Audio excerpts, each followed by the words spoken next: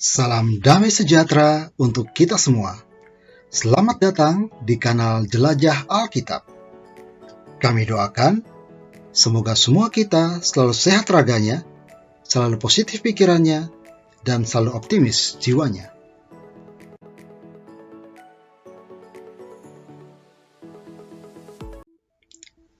Sahabat Jelajah Alkitab, kita semua tentunya pernah membaca silsilah Yesus Kristus. Jika kita membaca dengan teliti dari awal hingga akhir, maka kita akan menemukan ada sekian banyak hal-hal yang menarik dari silsilah Tuhan Yesus tersebut. Salah satu hal yang menarik yang akan kita bahas pada hari ini adalah kemunculan 5 nama perempuan di dalam silsilah Tuhan Yesus Kristus. Dari 5 nama perempuan tersebut, ada 4 nama yang merupakan nama-nama perempuan yang bukan berasal dari bangsa Israel.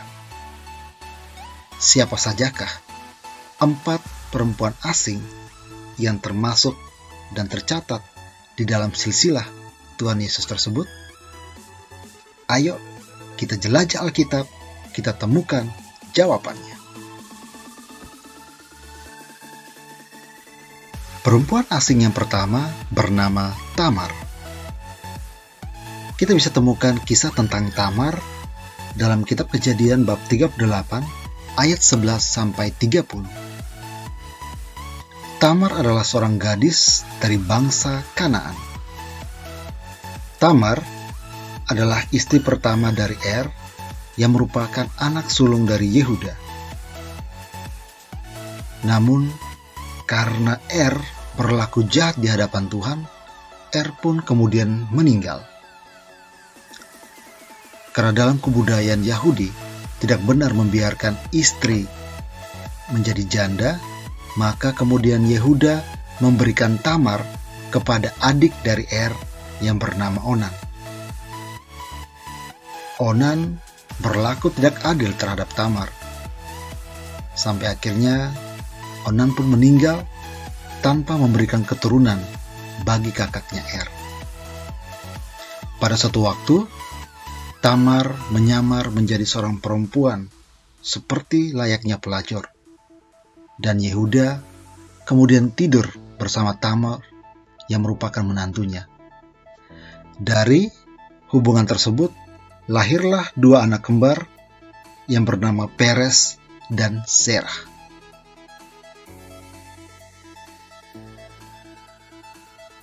Perempuan asing kedua yang berada dalam silsilah Tuhan Yesus adalah Rahab.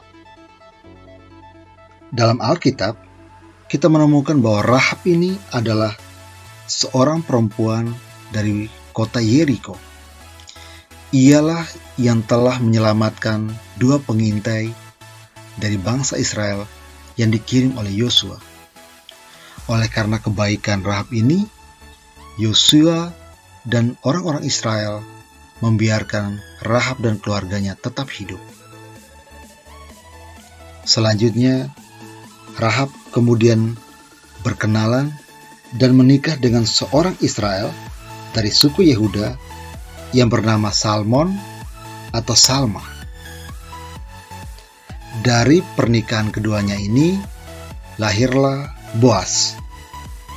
Boas inilah yang kemudian menikah dengan Rut, dan Boas juga merupakan kakek buyut dari Raja Daud. Perempuan asing ketiga yang ada di dalam silsilah Tuhan Yesus bernama Rut.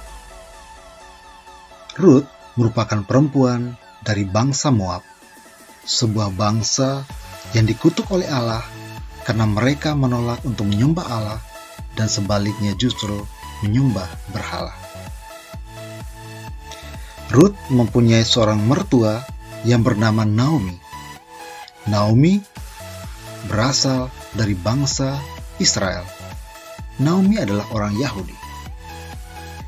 Ketika suami Rut meninggal, Naomi meminta Rut dan juga Orpa, istri kedua dari anaknya, untuk pergi meninggalkan Naomi kembali ke bangsa mereka. Orpa memilih untuk meninggalkan Naomi, tetapi sebaliknya Ruth memilih untuk tetap tinggal bersama Naomi dan mengikuti Naomi.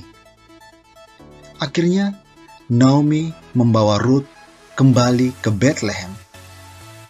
Di Bethlehem inilah Ruth kemudian bertemu dan menikah dengan Boas.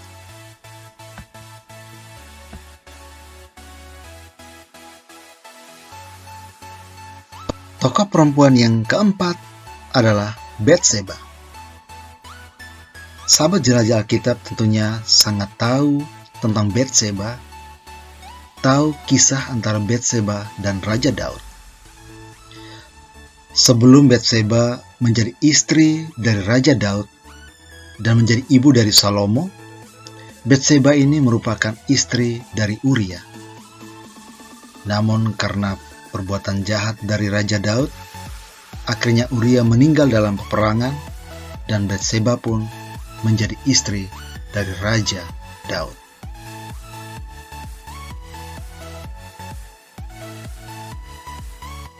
Itulah 4 perempuan asing dalam silsilah Yesus Kristus.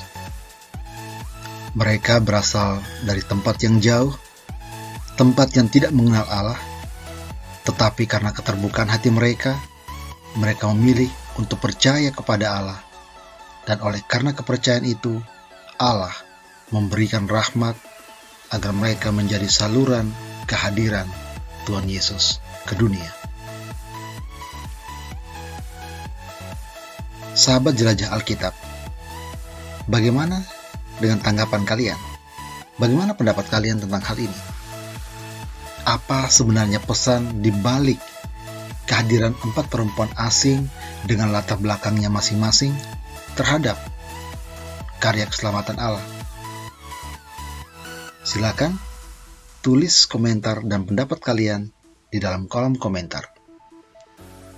Semoga video kali ini menambah pengetahuan kita tentang isi Alkitab dan semakin mendorong kita untuk mencintai Alkitab, untuk membaca Alkitab. Tuhan Yesus memberkati.